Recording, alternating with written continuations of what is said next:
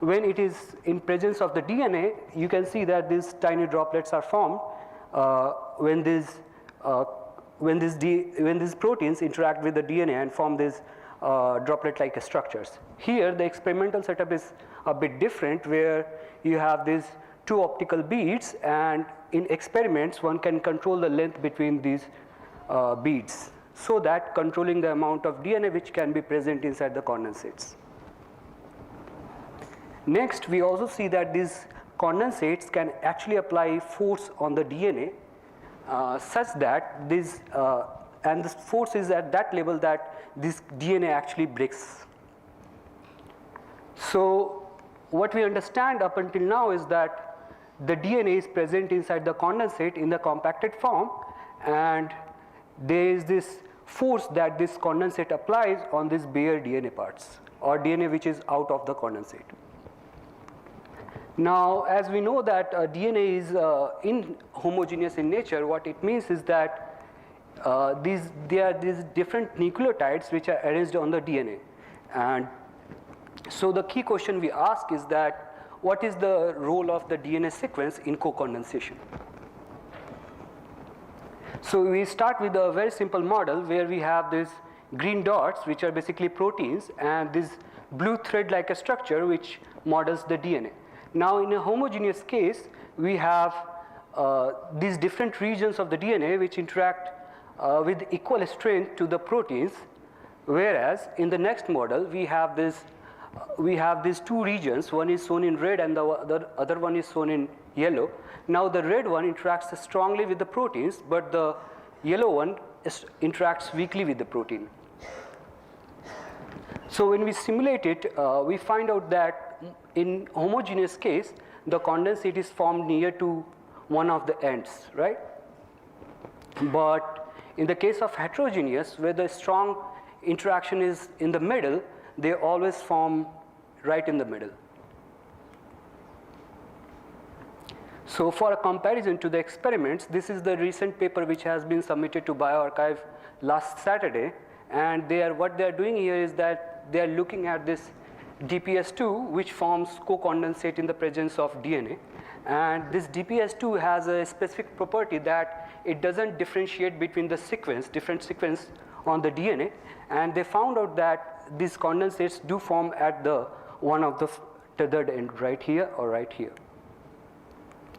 So for another comparison for the heterogeneous DNA, we have our collaborators from IISc who do these experiments of DNA and LSR2 protein, which binds to the AT sequence on the DNA. And we found out that in purple is shown the AT content, and as you can see, where the AT content is higher, the condensate is forming right there, just like our model here, where the red regions which have higher interaction with the proteins get compact in the co-condensates.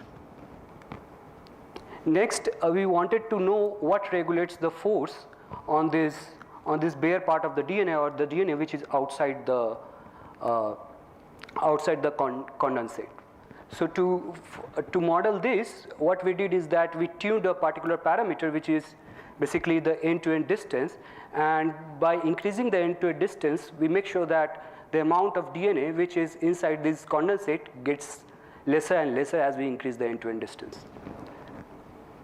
And we calculate the force which is exerted on this bare DNA. So what we found out is that for a homogeneous DNA which has equal affinity for the proteins all over, we don't see much increase in the forces. But next we look at the heterogeneous DNA, which is shown in purple here. For lower end-to-end distance, it has lower force, but suddenly the forces increase. But exactly what is happening is shown here, that when you have lower end-to-end distance, your weak regions, which are shown in yellow here, forms the interface. But when you increase the end-to-end distance, you are basically stretching the DNA so that the red regions, which were earlier inside the condensate, are now coming out on the surface. And that is why, because they have higher interaction with the protein, they are exerting more force. So to conclude my slides, the position of the condensate is determined by sequence heterogeneity, whereas the forces on the bare DNA or the DNA which is out of the condensate is determined by interfacial DNA motifs. So I want to acknowledge Sandeep Pinaki for their guidance, my collaborators Tejas, Prakshi and Mahipal, and IMSC Computational Biology Group and HPC. Thank you.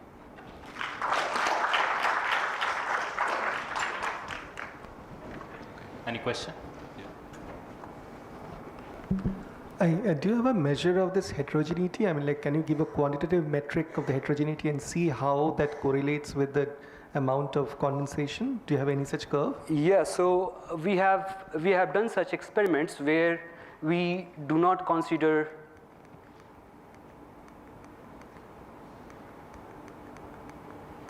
this particular model right there. We increase the heterogeneity by introducing this piece of DNA. Specifically, we are introducing lambda DNA, and then we see where the condensates form.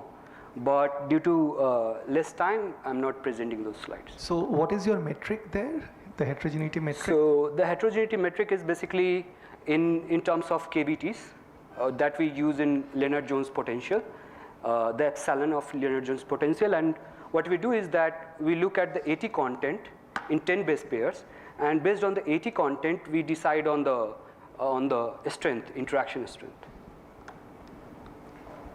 Short question.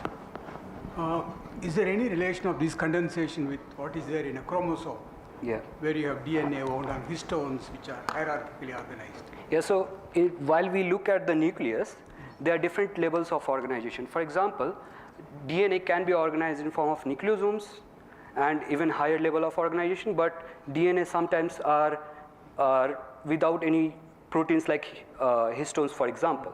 For example, between two nucleosomes, you can find a protein which is not interacting with any of the histones, right? So you get this bare DNA, and then what happens is that these proteins, which are very important for gene regulation, especially during the development, they come in and they bind to those parts of the DNA, and such that these different DNAs parts can come together and help regulate genes.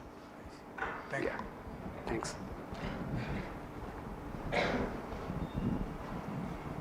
Yeah, so I wanted to ask, let's say if you include these laminar interactions in your model, like with some energy scale, so does it then prevent this coalescence of the droplets that you are seeing? Yes, it does. So in that case, as I was showing in the experiments, that we do see that there are these multiple condensates that form on the DNA.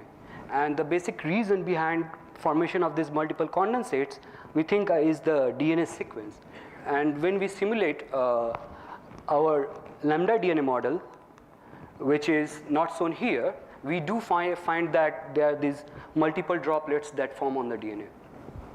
You don't have any laminar interactions, right, in your model? What do you, sorry, I didn't get it. What So do you mean? like you have like just DNA protein interactions in this case. So what I'm saying is you will also have, basically in the chromosome, you will also have interactions with the lamina. So if you include that in your model, because in your simulations you right. saw that two of the droplets coming together and forming one. Yes. What I'm asking is, will that actually oppose that if you include it? This one you are talking about, right? Yeah. Yeah. So we are looking at a very small fragment of DNA. In fact, its length is around 0 to 5 kb. So it's not a very long DNA, such that we don't include the effect of histones as well as the other parts of the nucleus. Okay, we can discuss about this more. Yeah. Okay, so let's thanks Rohit again for his nice and short talk.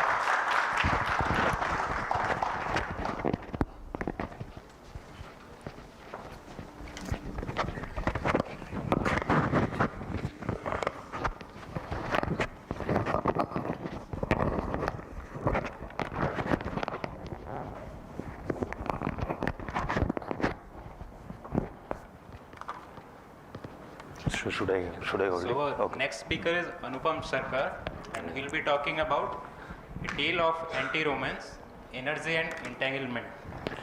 Yeah, so let me clarify before. I was after lunch, one of my friend actually accused me that I am joined Bajrang Dal, and it has become anti-romance is my now life's purpose, but this is not the case. So let me clarify. So this is a little bit inspired from a famous novella by Albert Camus, Stranger. The hero is a little bit self-doubtful and apathetic. So at the end of the day, he wants to do something good, but eventually he does bad. So we'll see one kind of protagonist like this. Okay. So introducing protagonist, okay? So these are AI-generated images. Don't take it seriously. So in the quantum world, it's very important that who governs the dynamics, okay? So this H you can see on the left-hand side, this is called Hamiltonian. Forget about that, it's like a astrologer in quantum world, okay? So if you give a present state, it gives you the future. But yeah, only the catch is it gives it correctly. Okay, and there is on the right-hand side, there is something called entanglement. I think what is written on the lower side, this is correct. And many people have tried to explain it by English language, and they have failed. I will fail too. But let me try.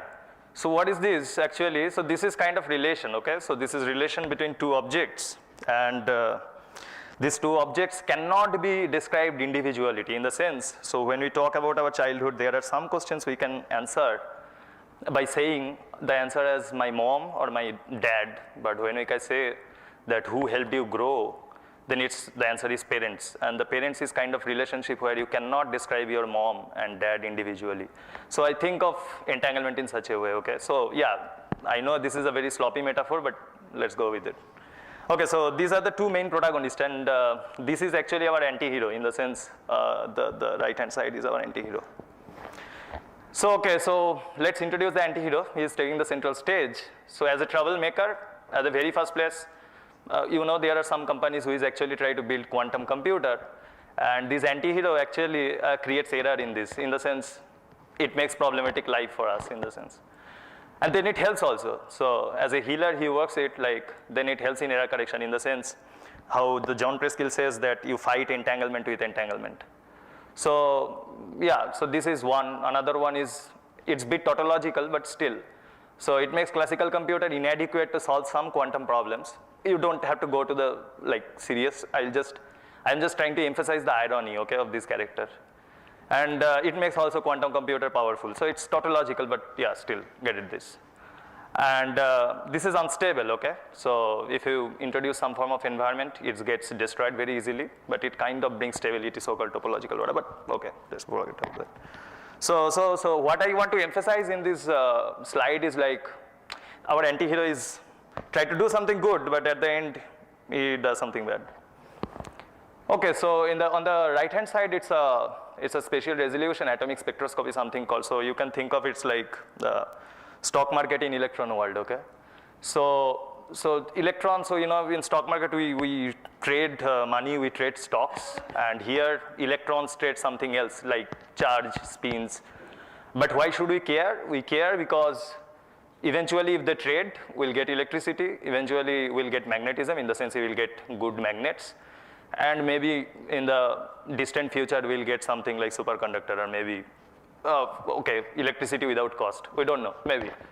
So yeah, that's why we should care. We should feel good materials, and that's why we should care. And finding the ground state is very important because that's where the quantum phenomena is actually very predominant. In the sense, you can see the quantum phenomena, so-called quantum phenomena, in the ground state.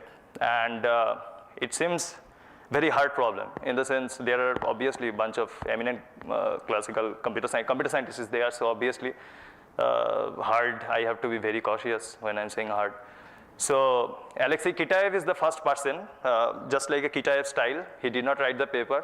In 1999, he just gave a talk, and then eventually he was kind enough to include this proof in 2003 in his monograph. So he showed that if you take a generic quantum many-body system, in the sense the stock market of electron world, then to eventually, you know, in the stock market also everyone wants to be happy. All traders wants to be happy. So electron also wants to be happy. Obviously they deserve it. And classical computer cannot find the configuration or find the condition based on which actually they are happy. Even what Kitaev proves that even quantum computer cannot do.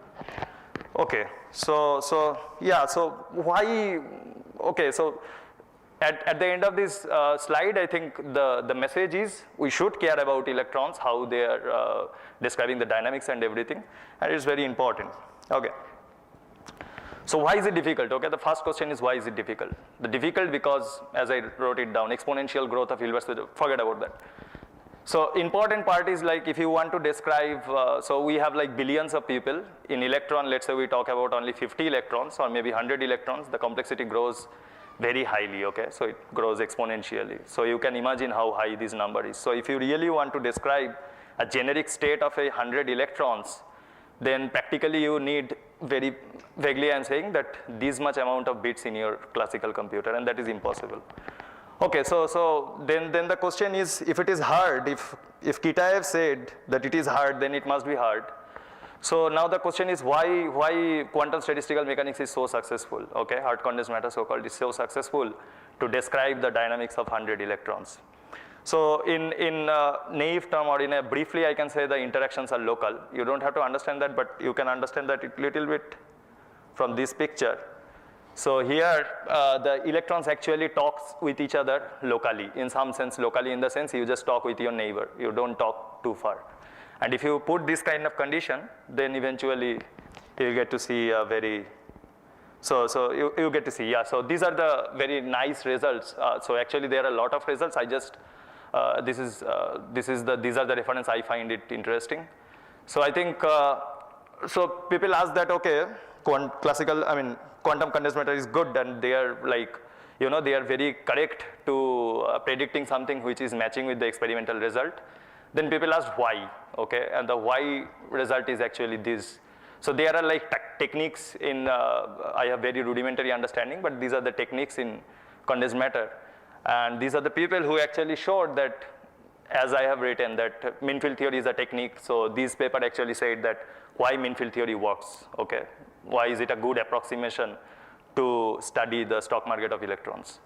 And this paper on the nature of physics, I think 2009, it says that why quantum chemistry is hard. In fact, superconductivity, which is one of the, Hubbard model is one of the model to describe superconductivity, that is itself a hard problem to do. And DMRG is another algorithm which is also very successful. And people realize that, okay, this is something, some form of variational principle over matrix process, but those are technical terms. But the important point is there is some role of our antihero. It means of the entanglement to describe the dynamics, and if your dynamics is hard or if your dynamics is easy to describe it in classical computer or be it quantum computer, depends on our antihero. Okay, so this is little bit of different side, but I'll connect those. So, all of us use battery in some sense in our mobile, in our computer, laptop, or everywhere. So what is the most powerful battery we have? This is the lithium-ion battery. So what it happens, like, it depends on like 19th century physics or maybe electrochemistry. So something like ion, running to each other, something like that happens, and you get charging, discharging in your mobile. Okay, so this is the most powerful battery, so-called classical battery we have in our world. So this is, I'll connect the previous slides with this one. But it has been pointed out that no, okay, this is not the end. We can, in fact, as we can build a quantum computer, we can build a quantum battery also, okay? And these are the experiments which actually says that, okay, so if you have bunch of electrons that we have seen, like 100 electrons, and you hit them with a photon, and you eventually get some form of quantum battery. Okay, it has some advantages, we'll see. So in some sense, it has a good enormous power and low energy density, in the sense, if your mobile to get full charge of your mobile, if you need like 1 hour, then maybe it can take like few microseconds. At least that is the scaling, that is the very optimistic scaling. So in some sense, quantum battery is good. But yeah, here the antihero comes again, okay? So the entanglement comes again. So how the entanglement is relevant? It comes because it helps in the power of quantum battery. So as I told you that if your mobile battery is getting charged, full charge for 1 hour, it can give it in a microsecond for quantum battery. But the point is, the responsible element is this entanglement, okay? So entanglement actually helps us in quantum battery. But also it reduces reliability, in the sense, if you really want to, reliable, so you want to say that, okay, my battery will be charged this time, within few microseconds, and you will get to see that no, this is not the case. On average, it will, but it may take few hours. So in the sense, there is no reliability in the charging or discharging time. So entanglement, again our anti-hero, okay, helps, eventually does not. So we asked the question little bit that what makes our quantum battery powerful, and we realized, in the sense, okay, our group in IMSC, me and Shivashish mainly, but anyway, so what we realized that quantum battery, what makes quantum battery powerful is actually the kind of elements make quantum computer powerful too, okay? And there is no one candidate which can make the quantum computer powerful. There are there are at least 3 so far known, that entanglement can help, so-called non-Clifford circuit can help, swap can help. And the one important thing is about swap, okay? So this is kind of operation what you do on quantum computer, which is not entangling, in the sense it does not create entanglement, but it eventually gives you some form of supremacy over the classical computation or the classical computer. So yeah, so quantum computer, it's very confusing. The answer is very confusing, which gives the power, so-called quantum supremacy. As well as we realize that in quantum battery, it's also very problematic to address one single issue. But anyway, so this slide is more of an aesthetic issue, because I thought it's like, it's IMSC, so at the end of the day, people wants to see some mathematical expression. So yeah. So what we did, actually, we introduced another protagonist. So you have seen that how energy and entanglement kind of influence each other. So we want to introduce another protagonist because it was needed. It's not like I just wanted to include, that's why I included. So something called control complexity, okay? So what it essentially means, forget about those equations. So what it essentially means that if you have, let's say you can see the braces, right? The braces are on the 3 particles. So what this measure says, if you want to control 3 particles, this is okay, doable. If you control 4 particles, that is more hard. If you want to control 5 particles, that will be more hard. And how you can actually quantify this? You can quantify some mathematical technical jargon, but at the end of the day, what is our very small contribution to the literature, I guess at least, that we introduced another protagonist, which is control complexity, and we realized that, okay, this is also an important resource which helps us to build the good quantum battery, maybe in the future. So yeah, so if I really want to wrap up, and I want to say that what we did in our research, so this is the meme. So essentially people thought the entanglement is the only resource to generate more power, and we realized that no, it's not actually, it's control complexity. And there are few unanswered questions also, but yeah, let's see in the future. Thank you.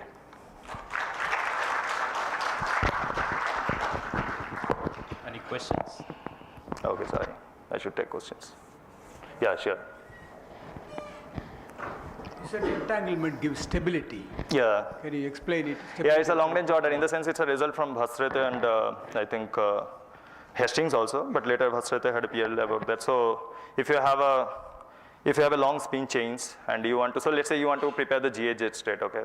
So it's like it has a long-range entanglement, in the sense long-range order. So it is like people have realized that, okay, it is very stable under the local noise. If you have some form of local noise into the system, instead of the global noise over the whole spin chain, then your state can be very stabilized against the decodance or something like that. So that is the stability. This control complexity. Yes. Is it somewhere related to some generalized definition of entropy or? No, it's not exactly. It uses little bit of optimal transport in some sense. There is some mathematical, okay, entropy. I'm not sure if there is any connection. I haven't thought about it, but. It's the most generalized definitions like Rayleigh entropy or those kind of. It's kind of distance actually. It's a metric in a control space. So. Yeah, if entropy is large. Yeah, it's control. I'm not sure if entropy can be connected. Maybe. Well, I'll talk about it. But entropy also helps in equilibration. Yeah, it's more about non-equilibrium. It's actually not equilibrium in the sense you want your system to be in an excited state, and then when you want to charge, you want to put your system in an excited state which has a lot of energy, and rather when you discharge, so you extract the energy out of it. So it's not exactly equilibrium systems, it's rather the non-equilibrium system. So in non-equilibrium system, defining entropy is a bit tricky issue. But I am not sure, maybe there can be some connections. I cannot just opt it out. Yeah. So let's thank the speaker again. Thank you.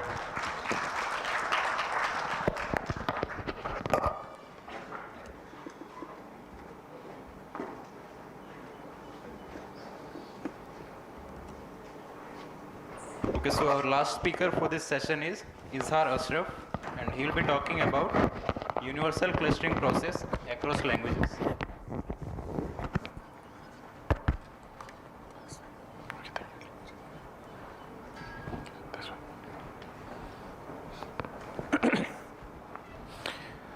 Okay, so I'll talk about universal clustering process across languages. So primarily we are working on Indus Valley computational epigraphy, where our primary goal is the Indus Valley inscriptions. The primary goal is to development of some computational tool that can help in the decipherment of Indus inscriptions. But we know that you all, most of the people know aware that there is a limitation in the database, and also the history, there is a gap in the history of the civilization. So we don't know what happened after 1900 BC, and there is no continuity in the civilization. We don't know this inscription belongs to which current one. So there is a gap in contextual analysis. So that's why what we do comparative analysis. Kind of that, we do statistical property, read statistical property of the known languages and compare with Indus Valley inscriptions to understand the structure of it. So, and we have done significant work in this whole journey, and yeah, maybe you can take a talk later. But the particular talk I'm going to talk present here. So we are just trying to address this very simple question: whether Indus inscription has any syntactic structure. Why this is the question? Just because often you might have heard that somebody has already deciphered the Indus inscription, and there is some counter question. No, this inscription is not a linguistic at all. It's a random things.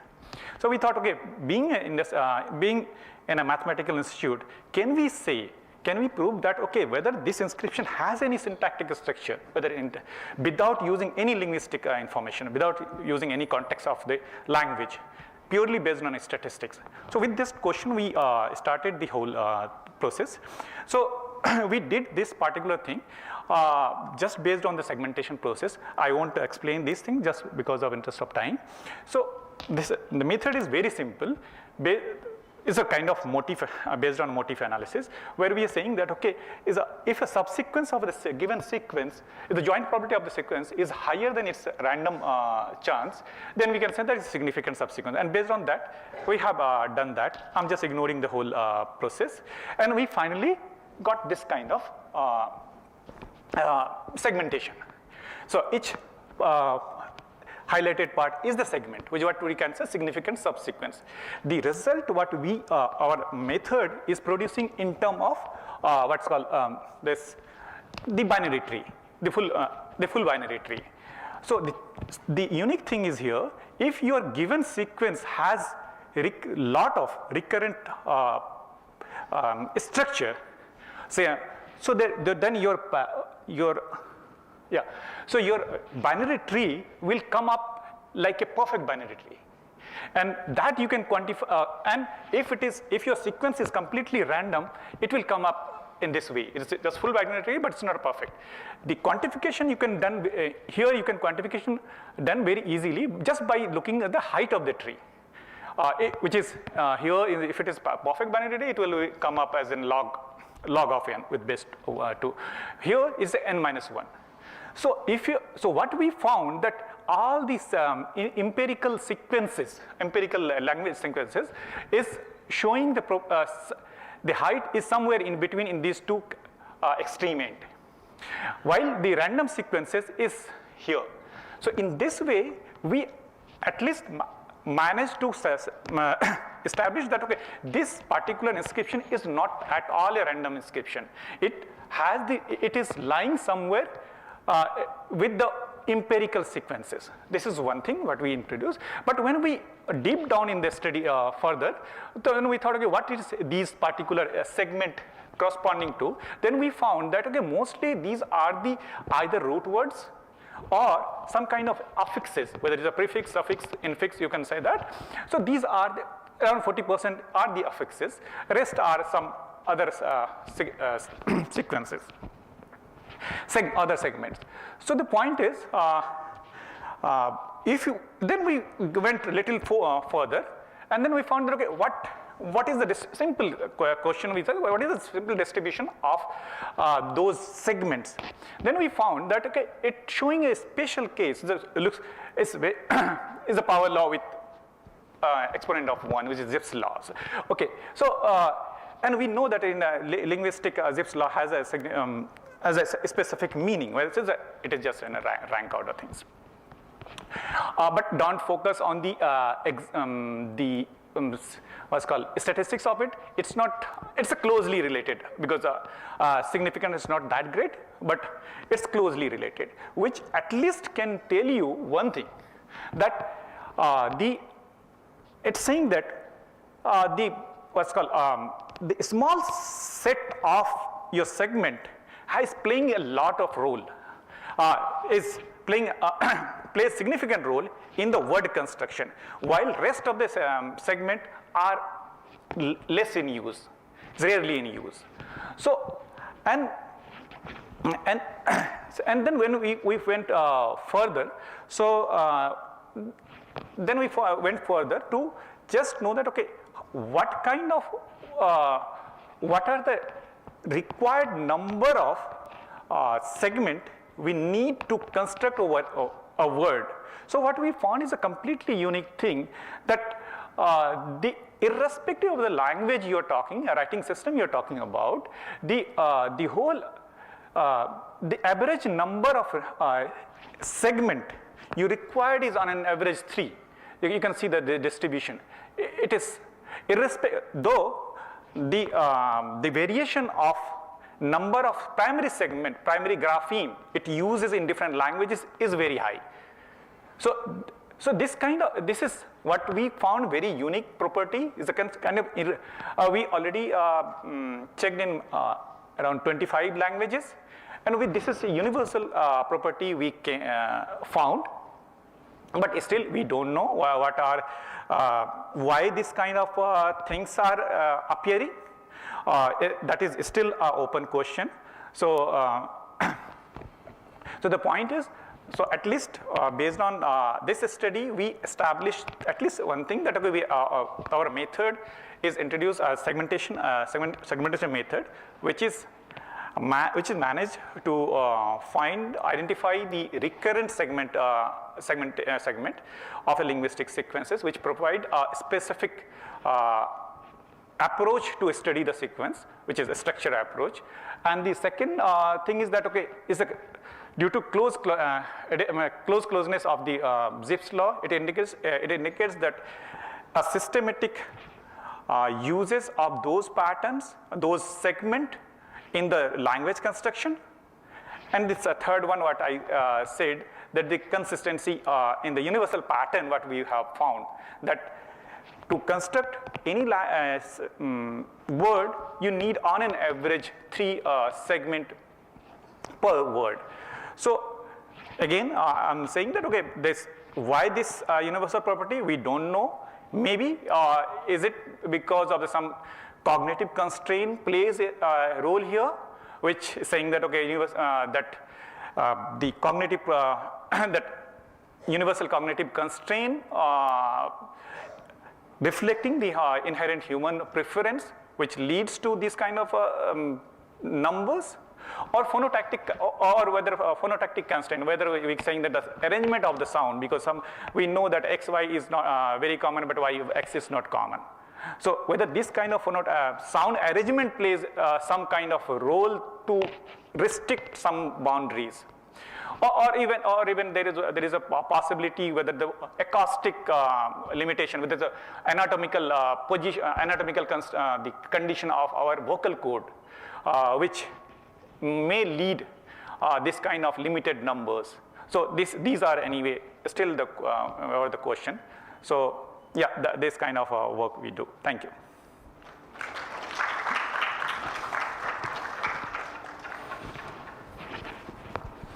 Any questions?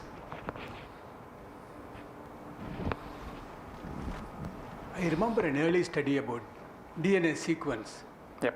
thinking about it as a language. There is some message, and trying to study correlations and long-range order and so on. I remember they can distinguish species. Human DNA will have something, cockroach will have some other parameter. So I wonder if there is any connection of your study with. Okay, okay, I'll tell you in this way. This is you can say that even if you are saying this particular, I vaguely, so if you will see, if you will use those kind of text into the segment or method, the height, it will just appear somewhere here. So even if you see that the synthetic data are having some kind of small motifs, but that won't, somewhere it will lie here in this boundary. So it's managed to distinguish from the boundary. I haven't used that slide, so it is just because because of the time constraint. So yeah, so those kind of sequence won't easily filter out. So yeah, so that. What is the typical line segment length for the Indus value script versus all the other? So that is at least typical length is 5 to 6. The longest what I am using is 14 only. And it is very different from the languages which you have deciphered, which are deciphered. No, see, that's why in terms of this particular study, that's what I'm saying, that the bandwidth, because the all language is somewhere coming in between in these two limits. And the most of the empirical language is lying somewhere in between. And even surprisingly, even the Indus is in that region. So that's why I was saying that, okay, Indus showing the similar syntactic structure or at least inherent structure what known language is showing. That you can say that, okay, it doesn't mean that it's language or not language, at least I'm telling you that's a syntactic structure. But then since you don't have a Rosetta Stone analog of it, so you can't decipher it still. Okay, very recently I met with the Mark, me and as a process and met with this guy, Mark Canoyer. Even I asked the same question. Even he said that same thing, that okay, without Rosetta Stone we can't do that. But I don't agree fully, because we can do a lot of things. Even by the same method, we have successfully managed to decipher the at least recognize the directionality. We didn't use any inherent grammar or anything, just based on statistics. What we did that okay, just the distribution of terminal distribution. We did it. Even we have one of our study is, so that is, we matched it. And there is another study we have done kind of the classification of the whole sequence, the binary, where we are saying if a person tomorrow want to write the grammar of this language, they should focus in this section. Because every language has some kind of general rule, some exception. So we have managed to do it. So there are a lot of questions can be done. So even linear B is one of the example which is done without Rosetta Stone. So I cannot claim, but yes, we should not be hopeless. Sorry. Yeah, just a comment to Shayantan's Yeah. thing. So, like he already mentioned, linear B is a wonderful example where you deciphered, Ventris deciphered it without a Rosetta Stone. Another is Mayan. Mayan hieroglyphics were deciphered without having a Rosetta Stone. But in both cases, actually people guessed what could be the nearest living language be. In the case of linear B, it was Greek, and in the case of Mayan, it was Maya Quechua. Quechua was still being spoken. And for the actual Rosetta Stone, even with the Rosetta Stone, Chapolle would not have been able to decipher unless he had guessed that that language must be closely related to Coptic. So I think more than the Rosetta Stone, what one needs to do here is kind of make a guess as to what could be the nearest living relative language. That will be the real clue. But I read somewhere that in Mesopotamia there used to be trade links. Absolutely. So They have some exchanges, so it's not possible to get some. So it's very interesting you say that. So in fact, for a long time, there was this hypothesis known as Dravido-Elamite, that the Dravidian and the Elamite, which was spoken in Susa in Iran and so on, actually form one single language family. And there's still a lot of work carried out on that genre, but nobody has yet been able to work out from that guess what this could mean. Yeah, but it's one of the things that people are working on. Okay, so let's thank the speaker again. So it's time for tea break, and we will gather again at 3:40.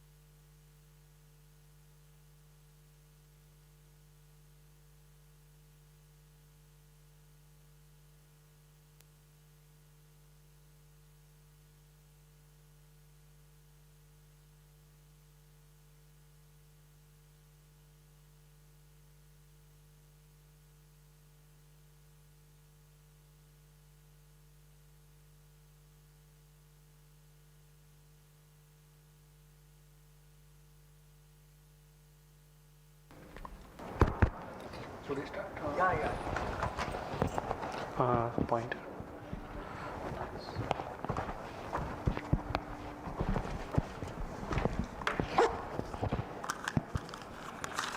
So, good afternoon everyone. So, welcome to the final session of the talk. So, the first talk will be by Shankho Banerjee. So, he will be talking about precision algebra for new physics. Right, thanks a lot and thanks to the organizers. So as the topic says, it's a particle physics talk and how do we look for new physics. So let's get started. So many of you probably would have heard about the standard model of particle physics. So I won't be going into any mathematical or technical details. So this model was developed over the course of a few decades by many scientists like Weinberg, Glashow, Peter Higgs and others. And this model predicts some things like in excellent fashion. For example, it predicts the existence of several matter particles, which we call the quarks and the leptons, as well as it predicts certain force carriers like the force carrier like photon, which is the force carrier of the electromagnetic force, the W and the Z bosons, which are the force carriers of the weak force, and then the gluon, which is the force carrier of the strong force. Then finally, we have the showstopper, the Higgs boson, which comes along with the Higgs field. So this is basically the Higgs field gives rise to the masses of the various elementary particles, and there are other added advantages of the Higgs boson. So in a very, very concise manner, the particle physics, the entire premise of particle physics that we know of now could be summarized through this expression or the so-called Lagrangian. So it's a very simplified way where we suppress all the various indices which come along with it. Now, even though the standard model is an excellent model, we have like great predictive power from the standard model, yet there are several drawbacks to it. That we'll go by one. So, for example, there's something called dark matter in the universe. So, when astronomers they started to basically measure the orbital speeds of visible stars or gas versus their distance, their radial distance from the galaxy center. So, this is say a spiral galaxy. They would have expected that the speed would fall like this. However, the observed one was like this. So the hypothesis was there must be more matter than meets the eye. So there came the existence or the hypothesis of dark matter. So this is something which is not predicted within the standard model of particle physics. Then comes the neutrinos. So neutrinos are part of the standard model of particle physics. However, the standard model of particle physics predicts that the neutrinos are massless. They have absolutely no mass. However, from various experiments, one of them being the solar neutrino oscillations, one knows that neutrinos oscillate from one flavor to another. So I didn't say this before. So these quarks come in families or flavors. Similarly, leptons come in flavors of which these neutrinos are part of. So when one flavor transitions into another, we must have some masses to them. So this comes from basic quantum mechanics. However, we don't know yet what these masses are. There are various experiments trying to find these exact masses. The other thing is, why do we have more matter than antimatter? So this is something that is called baryon asymmetry, or in lay terms, matter-antimatter asymmetry. And this I'm not going into details because that was the first talk on day one by Srihari. So now we know that there are many experiments for particle physics, and one of the most major experiments is the Large Hadron Collider at CERN. So this is an experiment which comprises a huge underground tunnel that goes across Switzerland and France. It has many experiments along the rim of this huge tunnel. So what happens in very lay terms is that like two protons, they are accelerated to very, very high speeds which are very, very close to the speed of light, and then they are made to collide. And when these collide, they give rise to many, many particles. And these particles get deposited at these various experiments or the so-called detectors. And then we measure the various properties of these particles, what the charges of these particles are, what the masses of these particles are, and various other quantum natures of these particles. So through these measurements, we got to actually find the Higgs boson, the fabled Higgs boson, which actually comes along with the Higgs field that gives rise to the masses of these various elementary particles. So this is one form of discovery, which is called the discovery through a resonance. So we essentially saw by looking at various particles in the detectors that we could actually reconstruct something that peaks at this value of the mass. And this has been corroborated through various other measurements at the Large Hadron Collider over the course of these 12 years since the Higgs discovery. Now, unfortunately or fortunately, we haven't been able to discover anything else concretely at the Large Hadron Collider since the Higgs discovery, at least not in the form of any resonance. So there comes this new paradigm of particle physics discoveries, what I call the discovery through precision.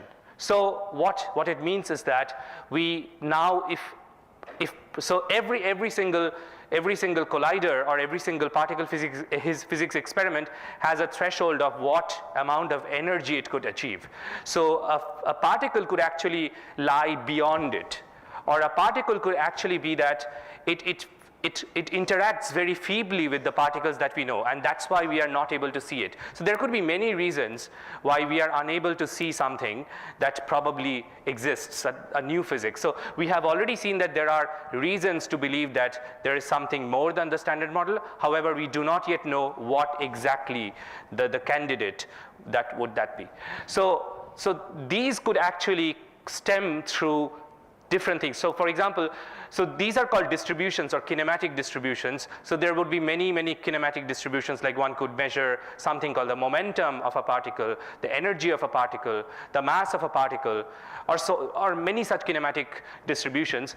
And by measuring these distributions very, very carefully, one would be able to see that whether there are some new physics insights or new physics hints through some very tiny deviations of the theoretical expectation to the data. So that's why we need to understand the theoretical expectation very, very carefully, very, very precisely. So some differences could come through something called like the differences in the heights of these distributions, the differences in some angular structures of these distributions, or some differences in the tails of these distributions. So if there is some new physics, new heavy physics lurking just outside the reach of the Large Hadron Collider, even if we don't see them directly, they could show themselves as some tiny deviations from the standard model expectations. So don't be worried about so many numbers. So I'm just going to say this. There's something called a signal strength. What is the signal strength? Signal strength basically says that, so it's the ratio of the Higgs boson's measured interactions to other particles. So the Higgs boson in the standard model interacts with certain particles, and we know that theoretically, and then we measure it and we take the ratio of them.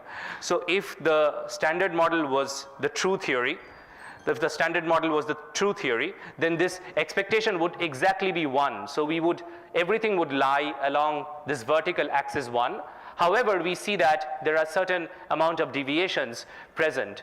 So these deviations could actually be because of something new that we don't know about, or that probably we haven't acquired enough data. So as it happens, so over the years we have seen that with the accumulation of more and more statistics, more and more data, many of these uncertainties have shrunk. So that's why we see that there are uncertainties now, but some future projections actually show that many of these uncertainties go down below 10%. So we need to actually perform these analysis very carefully, taking into account the theoretical as well as the experimental uncertainties, so that we minimize them, and then we get to know whether there's something new or these deviations are just because of some uncertainties that we couldn't model properly. So there are many kinds of uncertainties in particle physics, something called systematic uncertainties, which is experimental systematic. So these would include, say, for example, some instrumental uncertainties, some uncertainties due to some calibration of energy scales, some uncertainties on detector efficiencies. Then there could be statistical uncertainties which stem from the finite number of measurements that we can do. Then there could be uncertainties from the modeling of signal and background, some signal and background. So these are called some quantum chromodynamics uncertainties or some electroweak uncertainties. So these are the various regimes of particle physics. And then there are some luminosity uncertainty, that is how much data that we are taking, and this data taking could actually come about with some uncertainties. Then because we are doing some Monte Carlo simulation and some analysis level analysis, so uncertainties can also crop from these sides. So the upshot is that the theory precision should be very, very close to the experimental precision. We should try and improve it as much as possible. So there's just one graph here. So there are two approaches to doing particle physics. One is this model theistic approach, where, say, for example, I told you that dark matter exists, and there are these so many different kinds of models which actually can give rise to dark matter, and nothing has been found yet. So whether new physics is hiding somewhere that we are obviously missing, whether it's just above the reach of the present experiment, whether its interactions are extremely feeble, and whether the theory and experimental precisions are not good enough, we don't know that. So these are the imprints that could show up as tiny deviations that I told you before. And instead of taking these models, we could actually try some agnostic approach. So we could have these so many models at some very high scales of energy. And then what we say is that, okay, we don't know what these high scale energy physics is. We basically write down an effective theory where we have the standard model term, and then we have some effective terms which actually contain the information of these heavy new physics. So, and then we just work with this very, very simple parametrization, and then if we see some deviations, then we know, okay, there's some new physics. If not, we see, okay, there are no deviations. So that's all basically what I wanted to say. If there are any questions, I'd be happy to take them. Thanks.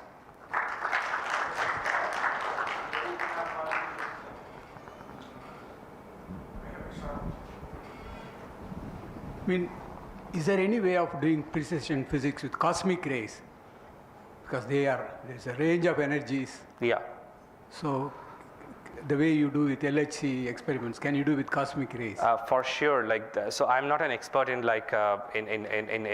cosmology or dealing with cosmic rays, but I'm certain that in cosmic ray analysis as well, there are uncertainties and precision experiments that could be done. Have you seen Higgs particle in cosmic rays? Any evidence for Higgs particle? Not that I'm aware of. Okay. So we don't see. So we see like cosmic showers. So. Analysis can reveal. Exactly. Statistical analysis, yeah. So. The analysis is statistical, Bhaskaran. They don't really know that. They just have an idea that there's a distribution, it's mostly protons, then some helium, and then up to lead they have seen, but it's again statistical analysis. Exactly. So whether it's lead or whether it's Higgs, you can't tell really. I mean. Yeah, we can't tell that. And also Higgs is a very unstable particle, so it would decay very, very quickly once it's produced. Yeah, I have one naive question. In the first slide, these gluons are in the advanced representation, so they should have 8 colors, not. Yeah. So this is like a very, very naive picture because it's a colloquium kind of term. Everywhere I see in everywhere they only represent with the 3 colors. Yeah, that shouldn't be. It should be, yeah. How else do they represent it? Let's start the speaker. Yeah.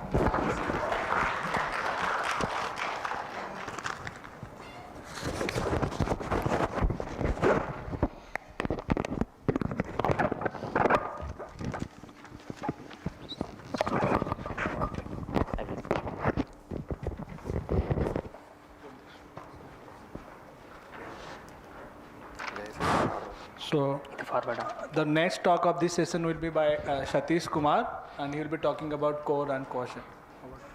Okay. Hi. So the plan of the talk is to just share a combinatorial construction associated to partitions and positive numbers. So yeah, you go ahead. So let's fix a positive integer n throughout. A partition with n parts, with at most n parts, is for me a sequence of non-negative integers that are weakly decreasing. Okay, so you can visualize a partition as a M diagram. How do you visualize? You draw so 3 boxes. So for the partition 3, 2, 2, 0, you draw 3 boxes in the first row, 2 boxes in the second row, 2 boxes in the third row, and 0 boxes in the fourth row. Okay, this is called the Young diagram associated to the partition 3, 2, 2, 0. Okay. So when you have two partitions, one contained in other, by that I mean the Young diagram of one contained in the Young diagram of the other, we can talk about skew shapes, which is you delete the boxes of the smaller partition from the boxes of the bigger partition. Okay. So there are these special skew shapes called rim hooks. So a rim hook is a connected skew shape that does not contain a 2 by 2 box. So what I mean by a 2 by 2 box is, for example, look at this skew shape. This is the partition 3, 3, 3 minus the partition 2, 1, 0. It has a 2 by 2 box. So this is not a rim hook. I mean, this is not a rim hook, yes. And connected, by connected I mean you should be able to go from one box to any other box through a chain of boxes that share a common edge. So for example, these I mean, from this box to this box you can go like this, but here from this box to this box you cannot go because there is no box that connects this box to this box and shares edges. Is that clear? Okay. So a rim hook is sometimes called as a ribbon also. So by a ribbon I mean a rim hook. By a T rim hook I mean a rim hook which has T boxes, right? Okay. So here are some small rim hooks. So all 2 rim hooks look like this. They are either 2 boxes stacked one upon the other or 2 boxes placed one next to the other. So that the set of all 3 rim hooks are this and the 4 rim hooks are this. So now comes the definition of a T core. So let's fix a positive integer T, and given a partition, what is the T core of the partition? So what you do is you draw the Young diagram of the partition and you successively remove T hooks from the T rim hooks from the partition until all the T rim hooks are exhausted. For example, consider this partition 4, 2, 4, 4, 4, 2. You draw the Young diagram 4, 4, 2, I mean 4, 4, 4, 2, and then you remove, let's say, this rim hook, and then you remove this, you remove this, this, and then you have no more rim hooks to remove, no more 3 rim hooks to remove, and there you go. You have the 3 core corresponding to the partition 4, 4, 4, 2. So why can't I remove the rim hook on the upper left corner first?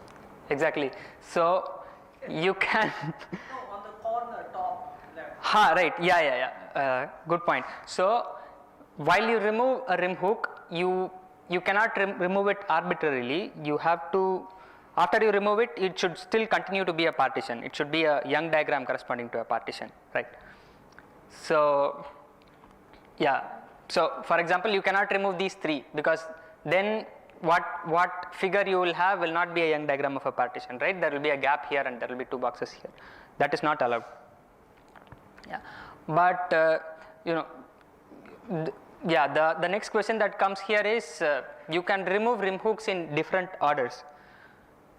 Why should the residue be the same? Meaning that the T core should be the same.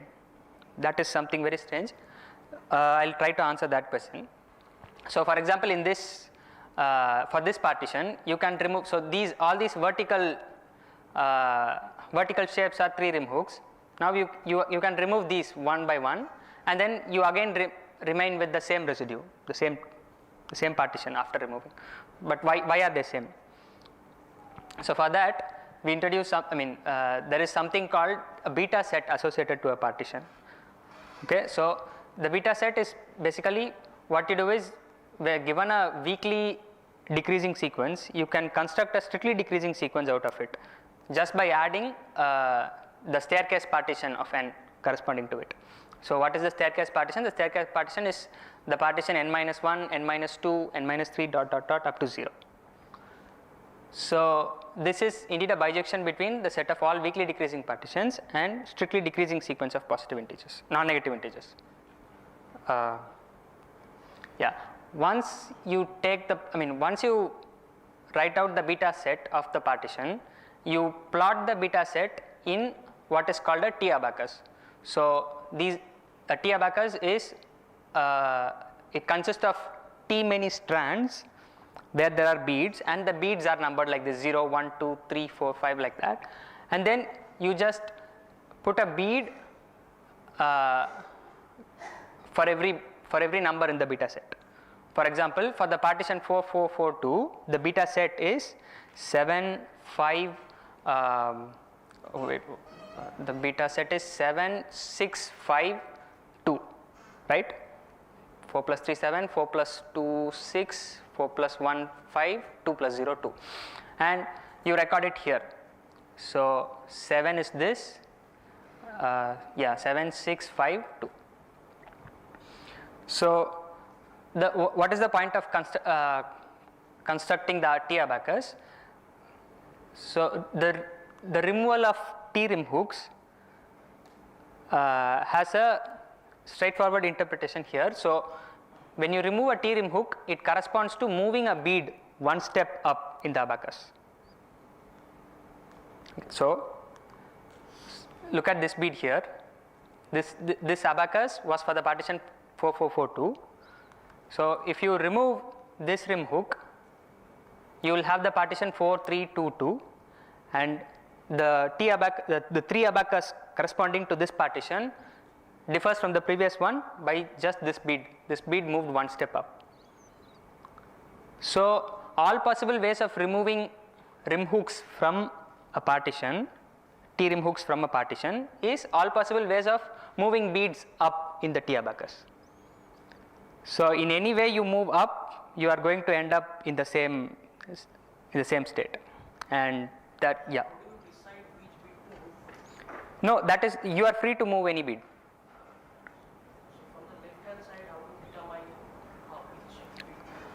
That I don't know.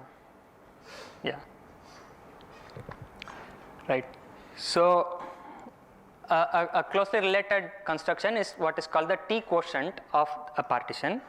So a T quotient is read off from the abacus as follows. You consider each strand and number it from top to bottom by 0, 1, 2, 3 and so on, and then go back in this bijection. Go back in this bijection so that you will get partitions associated to each strand. So for example, here the beta set that you get will be just 0, 1, 2, just 2, right? And then if you go back in the bijection, you are going to get just the 2, and the partition is 2 here. Here the beta set is 1, 0. If you go in the bijection, you will get 0, 0, which is the empty partition. So this is called the T quotient of the partition, of the partition lambda. So why these T cores and T quotients? They come up everywhere in like they originally came up in modular representation theory of symmetric groups. They also come up in symmetric function theory. For example, I happened to work out a generalization of a theorem by Littlewood, which says that if you consider the Schur polynomial associated to the partition lambda, and if you twist the variable set by its tth root of unity, then this polynomial on the left hand side factorizes as a polynomial, factorizes as a product of Schur polynomials where the indices are the T quotients when the T core is non-empty. If the T core was not the empty partition, then this specialization gives 0. Yeah, I'll stop here. These are the references. we have time for 1-2 quick questions, if anyone has. So I have a very general question. I've heard about Ramanujan's theory of partitions and its use in string theory. Is there any relevance of what Ramanujan did in what you do? I don't know. Ramanujan is also known for partition theory. Right. Thank you. Yeah.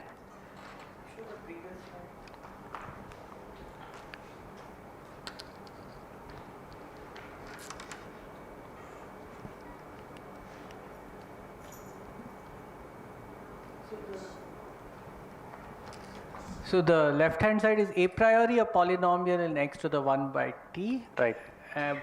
But it turns out to be a polynomial in X. Yes. So let's thank the speaker again. So our next speaker is Hitesh.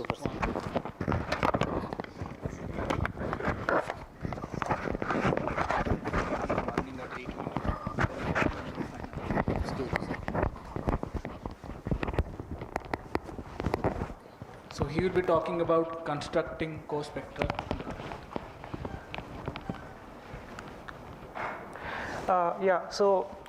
This is the problem that I worked on during my master thesis, and later it led to 2 papers, which is joint research with Rajesh Kannan and Shivaram Krishna Pragada. Rajesh Kannan was my thesis advisor, and Shivaram is one of his students. Now they are at different places. So let me first give discuss what this problem is, and also discuss what we did in this work. So recall a graph is set of vertices with set of edges. Set of edges is basically unordered pairs of vertices such that these vertices are different. And if you have a vertex set which is labeled, you could associate an adjacency matrix whose ijth entry is 1 if the corresponding vertices form an edge and 0 otherwise. And we'll call the set of eigenvalues of this matrix as the spectrum of the graph. And we say 2 graphs are co-spectral if they have the same spectrum. So next, there's an equivalent definition for graphs to be co-spectral, and that happens when you could produce an orthogonal matrix, which is a similarity matrix between the adjacency matrices of the graphs. So there is also a definition for graph isomorphism in terms of matrices. And 2 graphs are isomorphic if the similarity matrix is the permutation matrix. So it's clear that permutation matrices are orthogonal. So graph isomorphism implies graph co-spectrality. And then we could think about the converse, but that's not true. The first example was given by Kolaj and Singovich, and here is the smallest example of co-spectral non-isomorphic graphs. This was given by Svetkovic. So here are 2 graphs on 5 vertices, and they have the same spectrum. Clearly, they are non-isomorphic. And I should also mention a connection with the famous old paper, Can One Hear the Shape of a Drum? Basically, it's the same problem. If you have 2 drums that sound the same, can you conclude that they have the same shape? So later, Fisher modeled the shape of the drum by a graph. So that is the problem equivalent to constructions of co-spectral non-isomorphic graphs. And we say graph is determined by the spectrum, or DS for short, if any other graph which is co-spectral to it is also isomorphic. So basically, DS graphs can be recovered using the spectrum, and DS graphs are identified uniquely with that spectrum. And Havers recently conjectured that almost all graphs are DS. What that means is that if you look at the ratio of DS graphs on n vertices with the total number of graphs, that ratio tends to 1. So if n is large enough, you pick a graph randomly, it's more likely that it would be DS. And since almost all graphs are DS, for almost all graphs, this graph isomorphism problem is same as checking whether they have the same eigenvalues, because DS graphs are identified uniquely with the spectrum, right? And recently, it was shown that almost all graphs are determined by their eigenvalues and angles by V. Irwin, Fulbrook, Kobler, and Verbitsky. One thing to note is it's a weaker statement than this conjecture. Eigenvalues are basically the cosines of standard basis vectors that the angles between standard basis vectors and the eigenspaces of the eigenvalues. So if you are given a graph, you could ask this question, is it DS? But it's usually hard to show that it's a DS graph, and very few graphs have been shown to be DS. So instead, you could try to show it's not DS, and which is easier. You just produce an example of co-spectral non-isomorphic graph. And there are many methods to do this, so I'll discuss one such method that works for bipartite graphs. So here is, so let me recall what bipartite graphs are. A graph is bipartite if you could partition the vertex set into two sets, U1 and U2, such that no two vertices in that set Ui form an edge. And if you have a bipartite graph, the corresponding adjacency matrix has a block matrix form, and it's defined using this matrix B, which is called the biadjacency matrix of the graph. And here is the construction. Consider this bipartite graph on 4 vertices. There are 2 partite sets. I have labeled it red and blue. So imagine, consider the red set and unfold it along the blue set. Imagine opening a notebook, and here is the first graph that we get. And similarly, take the blue set and unfold it along the red one, and you get another set. So here you are creating copies of the same partite set. And I'll call these new graphs as unfoldings of this bipartite graph. And if you relabel these unfoldings, they also have, their adjacency matrix also have the nice block matrix form. And it was shown that these unfoldings are co-spectral if and only if the matrix B is a square matrix. And that works also for the normalized Laplacian matrix. This was proved by Butler, who also introduced this unfolding construction. And the condition for these graphs to be non-isomorphic was given by G et al. They show that happens when B is not permutationally equivalent to its transpose, and which means there are no two permutation matrices P1 and P2 such that P1 B2 is B transpose. In fact, they had proved this result for a more general setup where you could unfold one partition multiple times and unfold both the partitions, partite sets at the same time. And they also simplify the proof for co-spectrality of Butler. So they generalized it in one way. There's also another way to generalize it, which is using tensor product of matrices. So consider this adjacency matrix of the first unfolding and partition it into 4 blocks, and look at each block. Each block can be written as tensor product of 2 smaller matrices here. And now I collect the blocks on the left into this 3x3 matrix and blocks on the right into this other matrix. So this was the adjacency matrix of the original bipartite graph. Here the subscript P denotes that I'm taking partition tensor product, which is basically blockwise tensor product. And similarly, you could decompose the adjacency matrix of the second unfolding here. And notice they have the same common factor here. So then the next question is, can you replace this common factor using an arbitrary matrix, adjacency matrix of the bipartite graph, which is given by the matrix V. So if you take V to be 1x2 matrix whose both entries are 1, you get Butler's construction. If you replace it with all ones matrix of size m cross n, that gives you G et al.'s construction.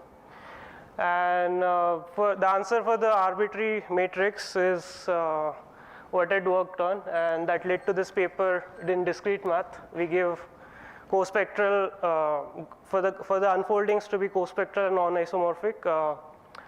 We give conditions for graphs to be co-spectral and non-isomorphic. And recently we wrote another paper that where we deal with the non-bipartite case, we give 3 constructions including multipartite graphs and so on. So basically the takeaway is that unfoldings of bipartite graphs, which I explained using graph theoretic terms, it's basically partition tensor products. And I should also mention one observation that if you look at the union of these unfoldings, they are basically the components of direct product of the 2 bipartite graphs, and that leads to interesting connections with products of graphs, and there are different ways graph products are studied. For example, there is this notion of prime factorization over graphs and so on. So there's an interesting connection we found. And yeah, thank you for your attention. Thanks to the speaker for finishing before time. So we have time for a few questions.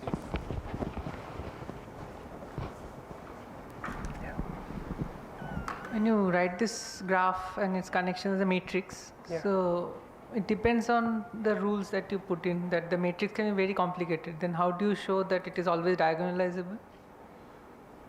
We work with symmetric matrices, right? So symmetric matrices are diagonalizable. So always you take that. So can't your graphs be complicated enough that it is not a symmetric matrix? No, because we work with adjacency matrices, those are symmetric, so you could use those facts. Okay, but it can be more complicated. There are other matrices you can relate with graphs, for example, a Laplacian matrix, normalized Laplacian matrix, distance matrix, and so on. But there, for Laplacian matrix is positive semi-definite matrix, so there you use those facts about positive semi-definite matrix. Here, you just need to use facts about non-negative symmetric matrices. Okay.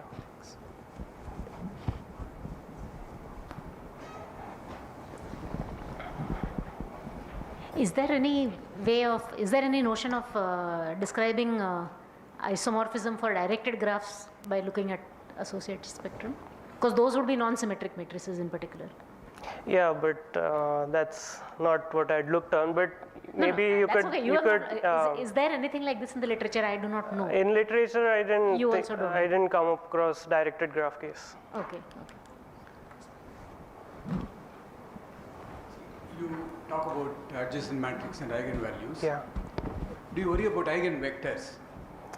For example, if you take a very simple square lattice with periodic boundary condition, then the adjacent matrix has a structure. Yeah. You know the nature of eigenvectors in terms of so-called Bloch's theorems and so on. Yeah. So in this problem, I didn't come across eigenvectors, but people study eigenvectors as well. Let's say this PageRank algorithm, you need to compute eigenvector of a matrix, and that gives you ranking. So there are. So here I mentioned this conjecture. So angles, I said. It's the angle between the standard basis vectors with the eigenspaces. So maybe people also study eigenspaces of graphs and so on. So their eigenvectors might come. Because in physics, sometimes these eigenvectors are very important. They correspond to some localized states and so on. Yeah.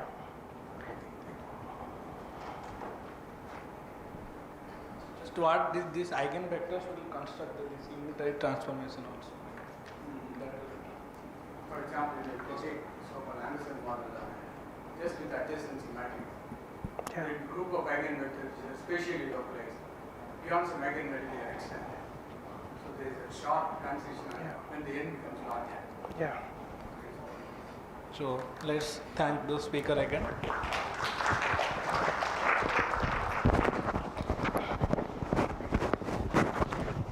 So the next talk will be by Sahil, and he will be talking about uncertainty relations in pre and post selected systems.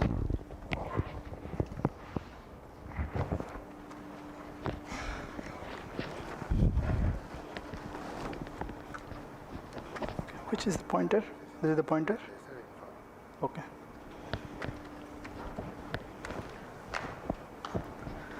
Okay, so title of this talk is Uncertainty Relations in Pre and Post Selected Systems. Okay. So before I go to this, what is pre and post selected systems, we have to understand what is uncertainty. And we'll see that this uncertainty relations in pre and post selected systems has two strange features, which is in fully contrast with Robertson-Heisenberg uncertainty relations. We'll see that. Okay, so I will start with classical uncertainty. So let X be a classical random variable. It has more than one outcomes, which are denoted by x1, x2 and dot dot dot xn. Then the standard deviation of the random variable x, or the outcome of this set x1 to xn, is defined as this way. This sigma x square is the variance. This way it is defined, and where this x bar is defined this, which is the average value of this outcomes. Okay. Now, what is the significance of SD? It quantifies the variation or dispersion in a set of values. If the SD is high, the values are widely spread from the mean, and if it is low, the values are close to the mean. Okay. Now, this configuration can be understood from information dispersion perspective also. So, we denote x1, x2 dot dot dot xn as n number of different directions. Then we say that the information of x has dispersed along all these directions. If only one outcome occurs, then the information dispersion along rest of these are 0, and we will say that there is no information dispersion along different directions. Okay. Now, what is the quantum analog of this idea? So, in quantum mechanics, so we first have to prepare this system in a particular state. This is the bracket notation. So, ket psi is the initial state of the system, and this A is the observable, that is a Hermitian operator acting on a Hilbert space, and let these outcomes, these are the outcomes of this observable after measuring. So, these outcomes are nothing but the eigenvalue of this observable A, and its corresponding eigenstates are the ket A, ket 2 and so on. So, post measurement state of the system will be these eigenstates. Okay. And similarly, the standard deviation of this observable A is defined like this. This is the variance this way, and it has a compact expression in quantum system with this initial state and observable like this. Okay. Now, the similar again, so we can say that this information of A has dispersed along all these eigenvalues, right? Similar to this situation, this one. Okay. Now, this similar thing can be understood from another perspective, an equivalent way. So, prepare the system in state ket psi, measure the observable, and then okay. So, first the standard deviation can be written in this way as well, right? So, sum over these quantities. So, we call these quantities as information carrier of A, and how to interpret this summation kind of thing. So, this thing can be understood like make a direction along this psi and psi orthogonals. So, these psi and psi orthogonals, all of them form a basis such that this identity can be written like this. Okay. Now, okay, yeah. So, these things are the information carrier along, for example, this average value is the information carrier of A along psi, and these quantities are information carrier of A along this all these orthogonal directions. Okay. Yeah, okay. Now, okay, so this is the information theoretic interpretation of the standard deviation, and now let us move on to this geometric interpretation. So, Aharonov-Weidman identity says that we can write this vector, unnormalized vector, like this. Okay, so the interpretation of this equation is that the action of A on psi has two components. One is along psi itself and another one is the orthogonal state to this psi.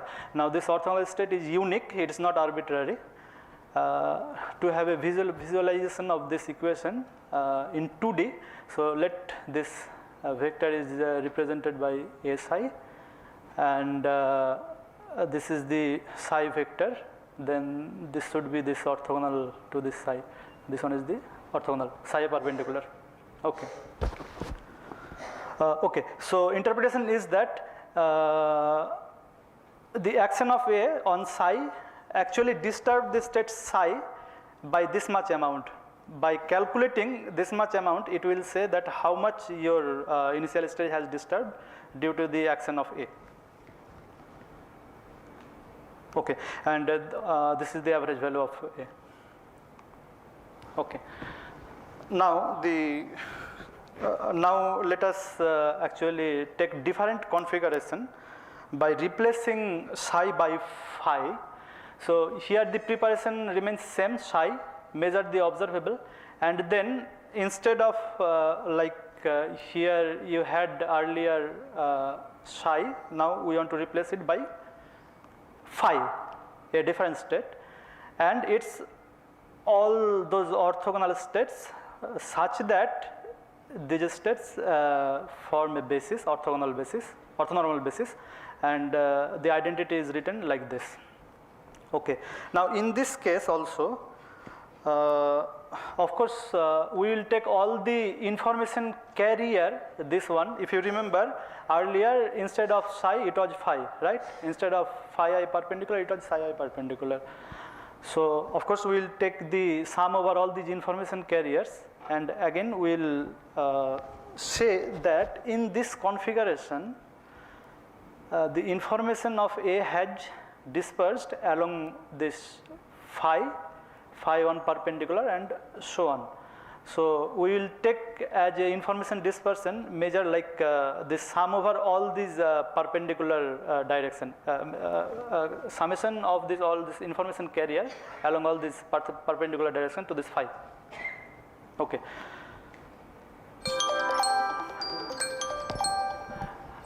Okay.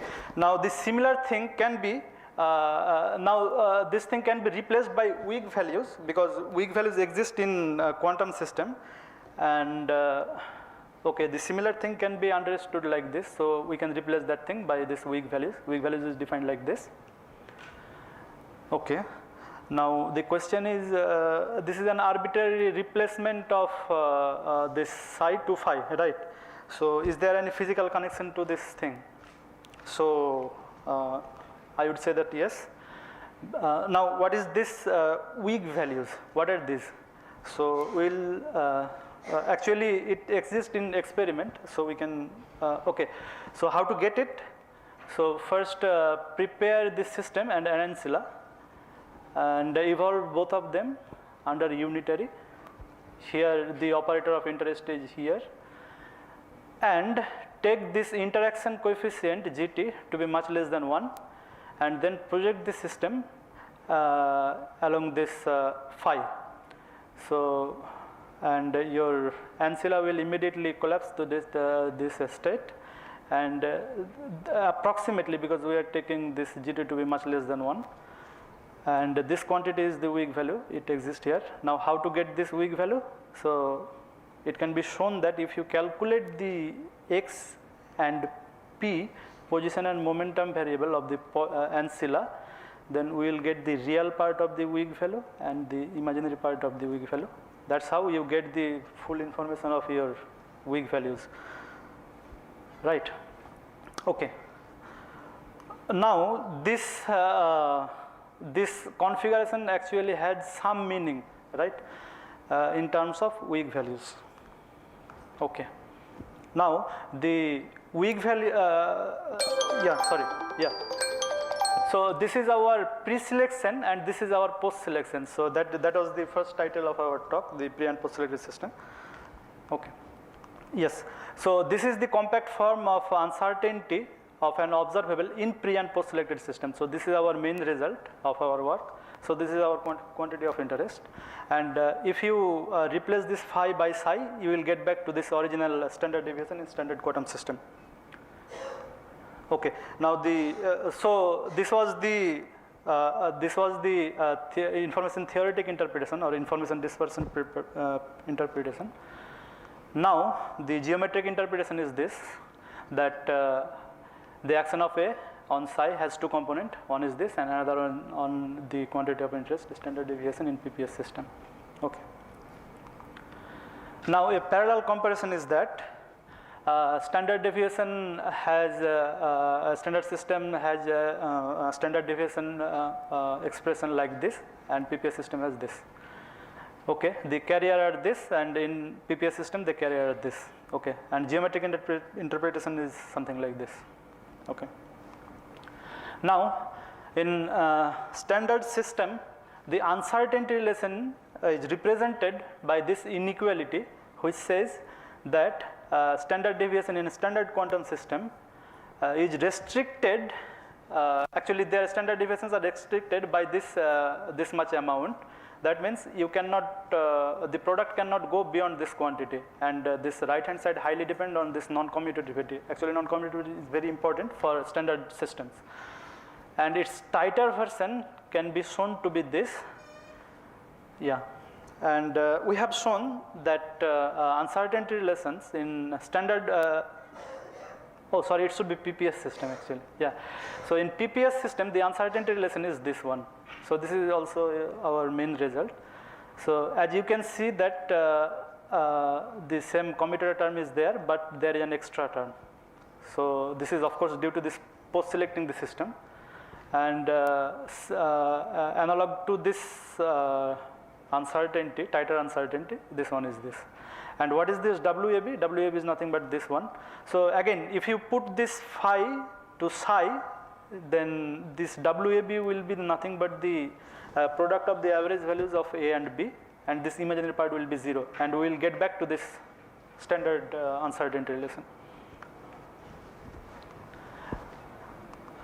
Yeah, okay. And interpretation is obvious that the product of uncertainty of two incompatible observable in a PPS system cannot go beyond this quantity. Maybe you can skip to the conclusion side. Yeah, sure. 2 minutes. Okay. Now, two interesting feature in PPS system which cannot be seen in standard quantum system is that this non-commutativity matters in standard systems, right? So if A and B are commuting, then this lower bound will be like 0, right, achievable. But in PPS system, it can be seen that even if A and B, the commutator of A and B are 0, this right hand side might not be 0, right? Even if this is 0, this might not be 0. And if this quantity goes to 0, then there is another term, this tighter version, right? So it shows that non-commutativity actually doesn't matter in PPS system, but in a standard system it matters. So this is the first strange feature, and the second one says that what is impossible in a standard quantum system is possible in PPS system, in the sense that in standard quantum system, if A and B are non-commuting, then it is impossible to have both standard deviations of incompatible observables A and B are 0. It is impossible to have both of them 0. That means you cannot prepare a initial state psi for which both of them 0. So this is the sharp impossibility of sharp preparation of initial state in a standard quantum system. But in PPS system, we have shown that even if A and B are non-commuting, we can have both the standard deviation of incompatible observables A and B 0, provided this condition is satisfied. That means if we take both, we take the post-selection to be satisfying this condition, then we can have both the standard deviations.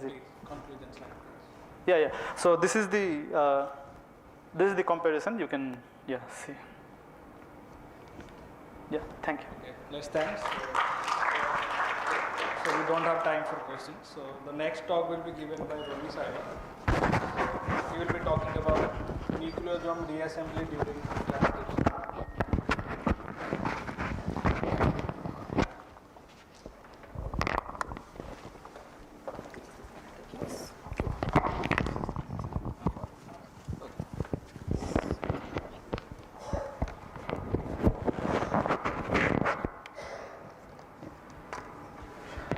Hello, hopefully I'm audible. And so the title for my talk goes as Nucleosome Reassembly During Transcription. And before I begin, I would like to thank the organizers for letting me present at such a short notice. So, okay, let me move a bit this side. So before I begin, I would like to go over some basics. And this is what Rohit was mentioning earlier in his presentation.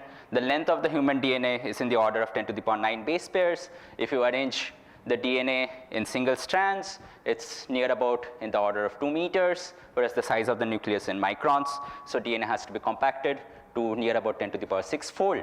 And the way biological systems achieve this is by winding the DNA across these small protein complexes called histones.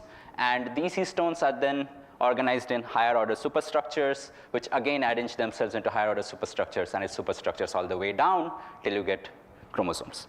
So now that the DNA organization is there, we come to the next question that let's look at the structure of this thing. So here I have just represented this same cartoonish structure in more biological detail, but what you need to know is that the core complex around which the DNA is wound is composed of 8 protein subunits, and there are 2 of each of the 4 types, and this sort of gives rise to this bead on a string kind of nucleosome array, which sort of organizes themselves into higher order structures. The way this DNA is bound stably is by mostly charged interactions. So here the residues which are colored in blue are positively charged residues, and the DNA is more or less negatively charged, and these charge interactions stabilize this nucleosome. But there is a paradox here. So we are saying that the nucleosome has to be stable enough so that the DNA is strongly compacted. But we know that the DNA also has to be labile enough for something called polymerases. So polymerases are proteins which will take the DNA, make more DNA or RNA from it. So the DNA polymerase will create DNA from DNA, RNA polymerase is going to create RNA from DNA. So they have to be labile enough for the RNA polymerase or the DNA polymerase to pass through. So to put this into perspective, it's like you have a single lane road and you have 2 large 18-wheel trailers coming at each other and then somehow just passing through each other, because these are both order of kilodalton size complexes, and they have to accommodate each other on this track, which is the DNA. So how does one do it?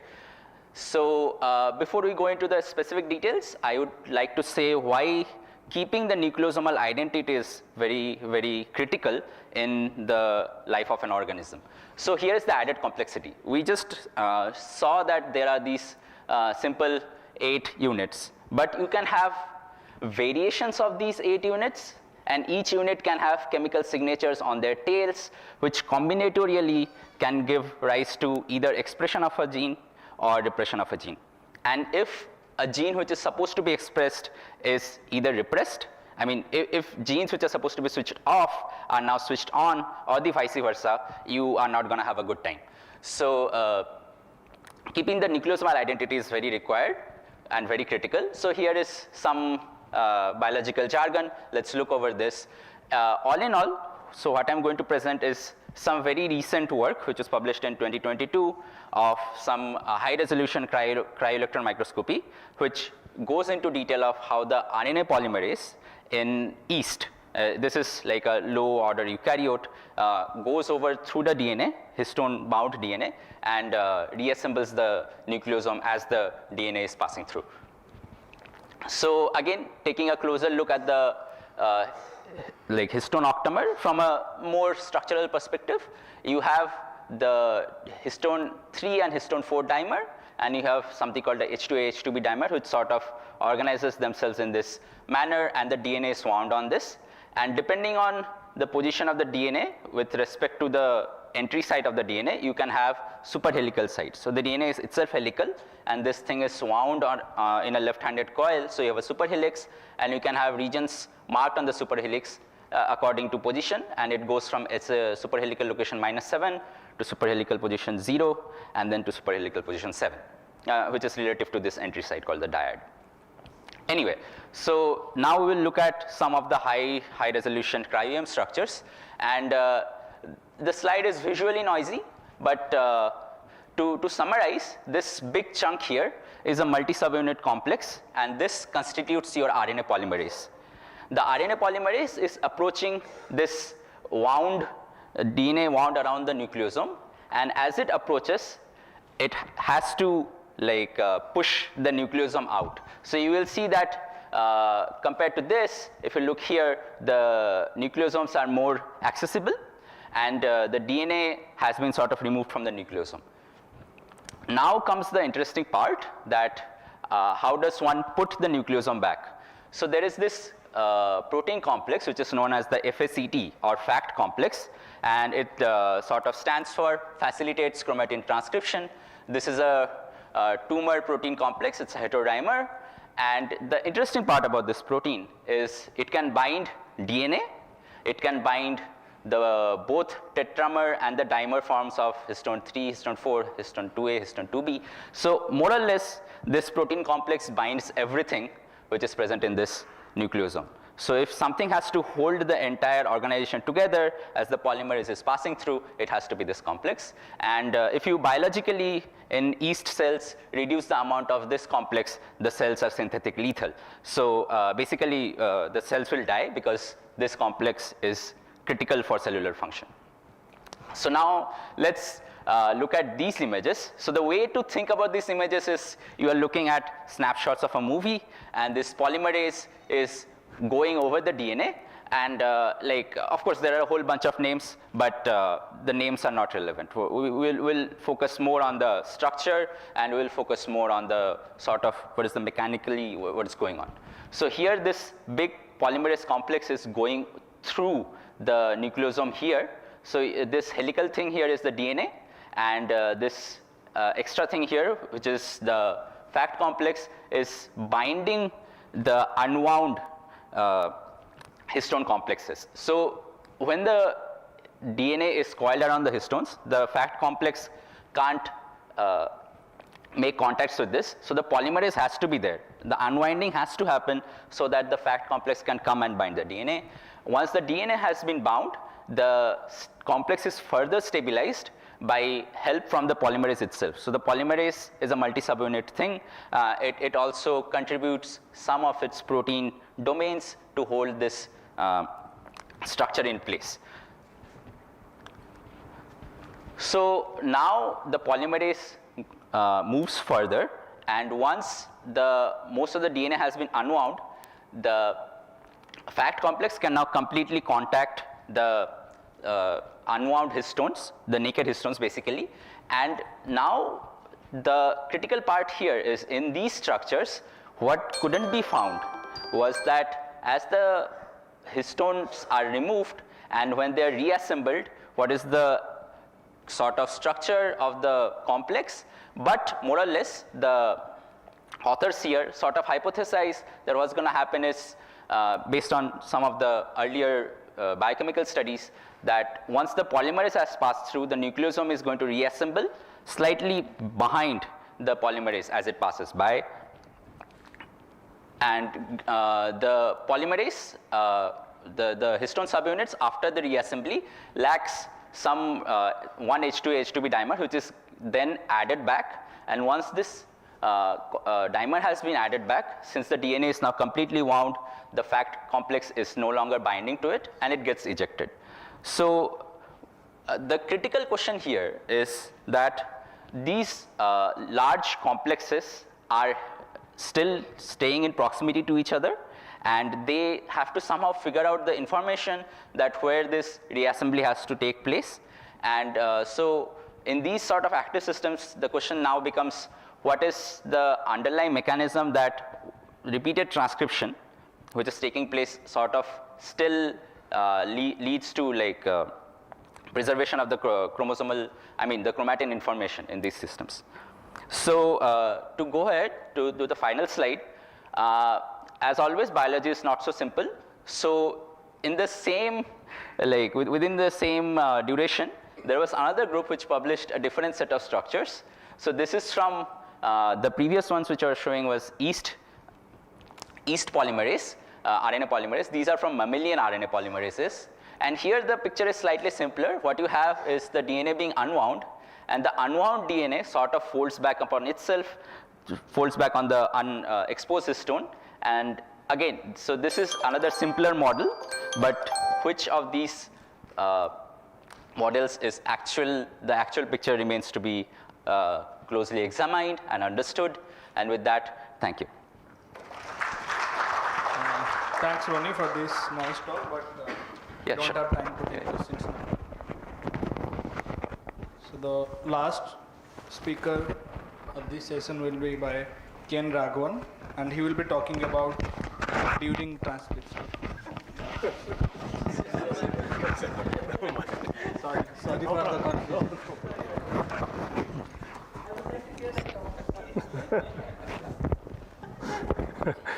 Yeah, that's something that happened during transcription.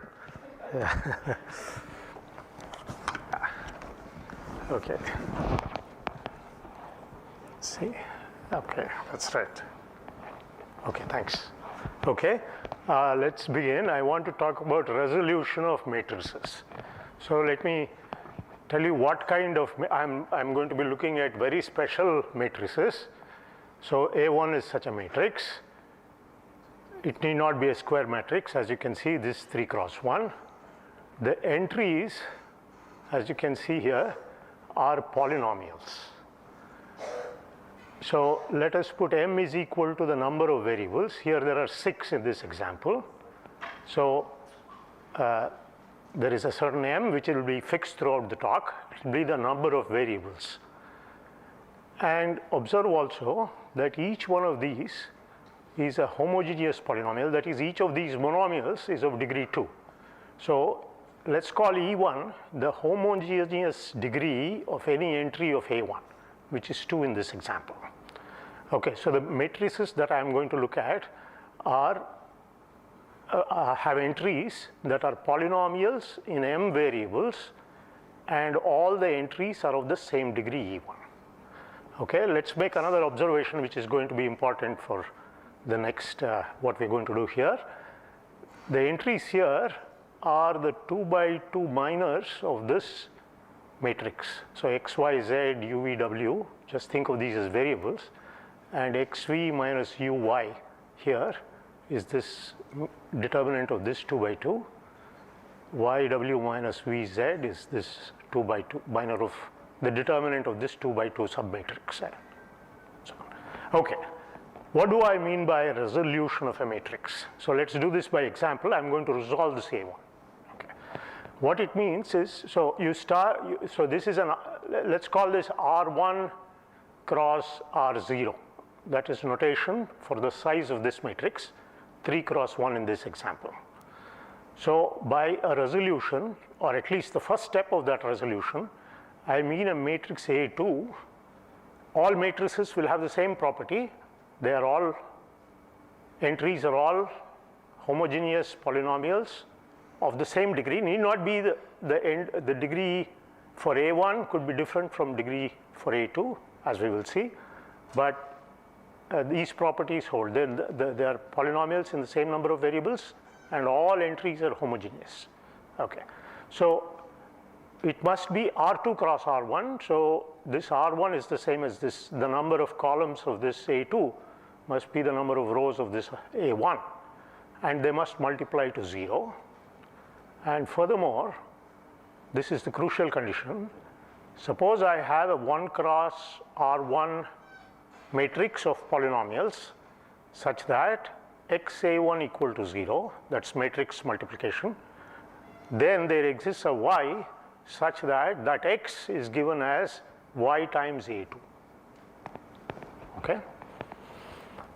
Okay. Now, A2 in this example for A1 is this matrix. Okay, so you can check that XYZ times this is 0, UVW times this is 0. Now you can, I've put here cheating. I mean, the fact that A2 times A1 is 0 is just that follows from the fact that these are the 2 by 2 minors of this matrix. So if you expand a 3 by 3 matrix in which the last row is the minors of these, these you put there, then you're going to get 0. Okay? So, so E2, let's call the degree of any entry of A2. A2 is also such a matrix. All the degrees are 1, and that degree I call E2. Okay. Okay. Now, given a matrix A1, you would resolve it by, you construct an A2 like this, if you can, and then you go on with A2, construct A3 if you can, and proceed. Okay. Then A3 to get A4 and so on. Stop if and when x times AK equal to 0 implies x equal to 0. Suppose you have this property, then you can take the AK plus 1 to be 0, okay, the matrix, and you are done. Okay? Okay. So this sequence, let's call it A1, A2, A3, A4. I should have written it maybe the other way, but since the multiplication is A2 times A1, I'm writing it, A1 is the first given matrix, and then you constructed A2, A3, and so on. Let's call this the resolution of A1, the given matrix A1. Okay? And the degrees of the corresponding entries in this AIs are EI. Okay? In the example above, it's the length is 2 of this resolution. Length is, this K is called the length. Okay? And the degrees are 1 for A2 and 2 for A1. Okay? As you can check, this property, it stops at this point. Okay, good. Okay, so here is a famous theorem of more than 100 years ago due to Hilbert. Given any matrix A1 of any size with entries all of the same positive degree E1, which could be anything. So you're given a big matrix, all the entries are of the same degree. Okay, that's all that you ask, and then you can resolve it. There exists a resolution. So A1, A2, AK, with it gets resolved in at most m steps, where m is the number of variables. Okay, and for example, in this previous example, K was 2. It got resolved in 2 steps, and we had 6 variables. Okay, so this is called the syzygy theorem. Okay. The resolution is essentially unique. In particular, the degrees EK, these degrees, and the sizes of these matrices are uniquely determined by the given A1. So once you give me A1, everything else pretty much is fixed. Okay. Okay, and then more than 100 years later, there came this question. One could wonder why this question wasn't asked before, but there it is. Given a sequence of an arbitrary sequence of positive integers, does there exist a matrix A1 with resolution of length m as above, such that the number of variables is exactly m. M is the length of this sequence, notice. Okay. The entries in AJ are homogeneous of the same degree EJ. Okay. These EJs must be the degrees of the entries of EJ. So let's do an example. M equal to 3, and suppose all the E3, E2, E1 was 1, then here is a solution to this problem. A1, you take x, y, z, 3 variables, m is 3. Okay. A2 you take to be this matrix, and you can check that this resolves this, and A3 to be this matrix, which resolves this. Okay. Okay. Here I've said that the sizes are no bar. I mean, we don't, in this question, the sizes are no bar, but see below. Okay, if an observation from the 1970s actually shows that if you have for the sizes in such a resolution, the RJ, that's what I mean, are proportional to, are determined by the, up to scaling. Okay, this means proportional to. So the formula is precisely here. You put, instead of these EIs, I have just taken these D, you generate these Ds which are equivalent to the E's, and then you write this expressions. Okay, so note that I have omitted here this is I not equal to J. Okay. So in the above example, if you see, these D's come out to be 3210, and this, if you do this calculation, it is 1 by 6, 1 by 2, 1 by 2, 1 by 6, and the numbers are 1331, which is proportional to 1 by 6, 1 by 2, 1 by 2, 1 by 6. Okay? Okay. And here is the final slide. So the answer to this question was given to be S in 2013 by Eisenberg, Floistad. Okay, that's the problem with the X journal rendering. It's Floistad, F is missing, and Wyman, 2013. Strategy, and the strategy is you are not demanding enough. Demand more and the question becomes easier. Okay. I'll say precisely what that means. The key observation is, it's sort of deja vu, the products in Herzog-Kuhl are similar to those in something called the Weil dimension formula. Oh, the problem solved with the F's. 1920 for GLM modules. GLM, M is this number of variables. Okay, so I guess I'm out of time. So the sizes Rj are dimensions of certain GLM modules. The matrices Aj are interpreted as, instead of just this modules for this polynomial ring, you have this GLM in addition, and then the Peary rule, which is a well-known rule in representation theory, guarantees the existence of the Aj. So notice that we don't know these matrices explicitly, rather we sort of know they exist. Okay, and finally work with Satish Kumar sitting there, work in progress. We have what we believe is a simplification to the proof of these people. Thank you. And a big hand please for all the ISD organizers. Thanks Raghavan for this talk. Can I have one quick question? Just one. If you go back. Yeah. See, your definition of Rj is proportional to 1 divided by, that looks like modulus of Vandermonde determinant. Yes, yes, yes, yes. The Vandermonde, very good. I mean, yes, the Vandermonde determinant is very crucial to the Weil character formula, Weil dimension formula, Weil character formula. Yes, yes. Interestingly, these Vandermonde determinants are also important in quantum Hall effect. Ajit Balram knows about it. Ah, okay. Yeah, yeah. No. Thanks. Yeah. Thanks again. Yeah. Thank you. This brings us into this session. So let's thanks all the speakers of this session. Now I'd like to hand over the mic to Amritanshu for the concluding remarks.